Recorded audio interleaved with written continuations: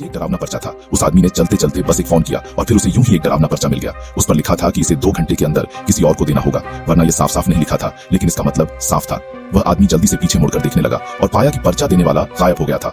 उस आदमी ने इसे गंभीरता से नहीं लिया, पर्चा समेटकर कूड़ेदान में फेंक दिया और फिर जल्दी से काम पर लग गया। फाइल खोलते ही वह आदमी अचानक वहीं जम गया, क्योंकि उसमें एक और पर्चा था और इस बार समय बदलकर 1 घंटा कर दिया गया था। देखने के बाद उस आदमी को लगा कि कोई शरारत कर रहा है, इसलिए उसने पर्चा सीधे कूड़ेदान में फेंक दिया और फिर आगे बढ़ गया। वह आदमी कुछ ढूंढ रहा था और उसने दराज खोली, लेकिन जैसे ही वह कुछ ढूंढ रहा था फिर से कुछ भयानक हुआ। पर्चा फिर से दिखाई दिया और इस बार सीधे 30 मिनट का हो गया। आदमी ने कूड़ेदान की तरफ देखा और पाया कि वह पर्चा गायब था जिसे उसने अभी अभी फेंका था। इस समय आदमी को थोड़ी बेचैनी महसूस हुई, इसलिए उसने पर्चा फाड़कर उसे शौचालय के साथ सीवर में बहा दिया। अब सब ठीक हो जाना चाहिए था, लेकिन ऑफिस वापस जाते समय आदमी को अचानक लगा कि कुछ गड़बड़ है।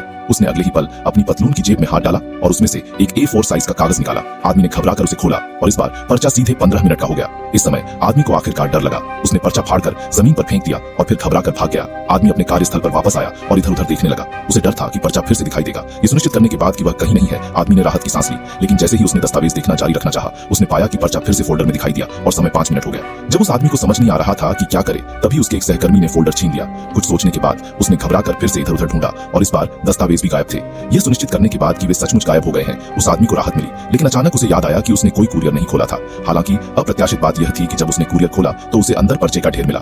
यह कहानी हमें बताती है कि चलते फिरते फोन कॉल नहीं करने चाहिए, वरना अगर कोई अनहोनी हो जाए तो पछताने में बहुत देर हो जाएगी।